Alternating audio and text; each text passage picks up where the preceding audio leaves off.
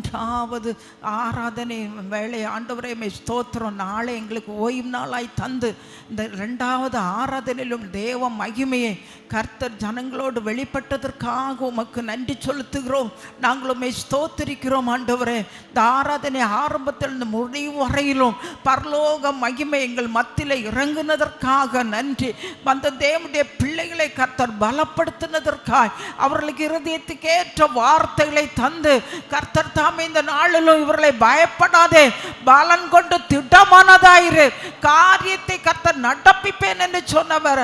அதே போல கேட்ட வசனத்தின்படி எலியா பயந்தது போல அல்ல ஆண்டவரே, பலன் கொண்டு திடமானதாயிருந்து கர்த்தருக்காக காரியங்களை நடத்தும்படியாய் தேவ வல்லமை இவர்களுக்குள்ளாக இறங்கும்படியா நாங்கள் ஜெபிக்கிறோம். இந்த வசனத்தின்படி இப்படியே குடும்பங்கள் அற்புதங்கள் நடக்கட்டும், அதிசயங்கள் நடக்கட்டும், தேவ சித்தம் நிறைவேறட்டும், இப்படியே கையின் பிரயாசங்கள் ஆசீர்வதிக்கப்படட்டும். இப்படியே கேள்விக்கு ஏற்ற பதில்களை இந்த நாளிலும் கர்த்தர் கொடுத்து அனுப்புகிறதற்காக உமக்கு நன்றி ஆண்டவரே.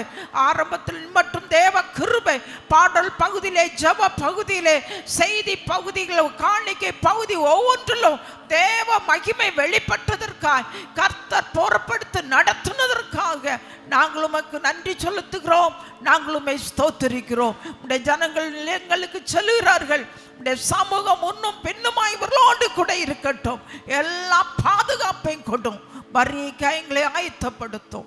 தாழ்த்தி உடைய கரத்திலே கொடுக்கிறோம் இயேசுவின் மூலம் பிதாவே, ஆமென். நாம் சேர்ந்து சொல்லுவோம். என் ஆத்துமாவே கர்த்தரை ஸ்தோத்திரி, முழு உள்ளமே பரிசுத்த நாமத்தை ஸ்தோத்திரி. என் ஆத்துமாவே கர்த்தரை ஸ்தோத்திரி. கர்த்தர் சில சகல உபகாரங்களையும் ஒருபோதும் மறவாது. என்னுடைய கர்த்தராகிய இயேசு கிறிஸ்துவின்